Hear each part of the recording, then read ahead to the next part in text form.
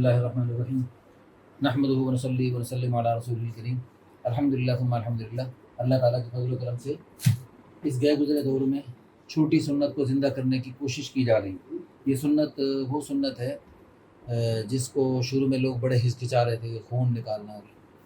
دراصل رسول اللہ صلی اللہ علیہ وسلم رحمۃ للعالمین، آپ صلی اللہ علیہ وسلم کی شان رحمت کو ہم سب مانتے ہیں، ہم سب کا ایمان اور یقین ہے، بلکہ ہم سب کا یہ یقین ہے کہ رسول اللہ صلی اللہ علیہ وسلم ہمارے ماں باپ سے بھی زیادہ ہم پر شفیق تھے، مہربان تھے۔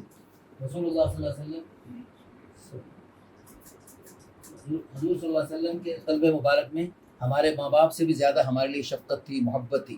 تو آپ صلی اللہ علیہ وسلم جب ماں باپ اپنے بچوں کا ایک خون کا قطرہ نکلواتے ہوئے یعنی سوچ بھی نہیں سکتے خواہ، یعنی یقیناً جب کہیں شدید کوئی مجبوری ہوتی ہے تو ماں باپ جو ہے نا وہ ان کا یعنی پھوڑے کو بھی نچوڑتے ہیں اور ان کو ایسے کوئی تکلیف مجبوراً تکلیف میں ڈالتے ہیں۔ تو اسی طرح رسول اللہ صلی اللہ علیہ وسلم نے جو اپنی امت کو حجامہ کے ذریعے خون نکلوانے کا حکم دیا، خود بھی خون نکلوایا، اور پھر حضور صلی اللہ علیہ وسلم نے اپنی طرف سے نہیں، اللہ کی طرف سے رہنمائی ملی۔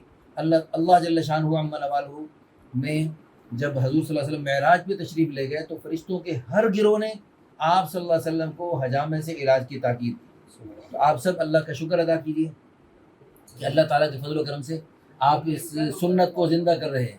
اللہ پاک ہم سب کو اس سنت کو خوشی خوشی اپنانے کی اور ساری دنیا کو میں پھیلانے کی توفیق عطا فرمائے۔ صرف یہ سنت نہیں، کوشش کریں ہم اللہ کریں 100% حضور صلی اللہ علیہ وسلم کی تمام سنتوں کو زندہ کریں۔ اللہ ہم سب کو توفیق عطا فرمائے۔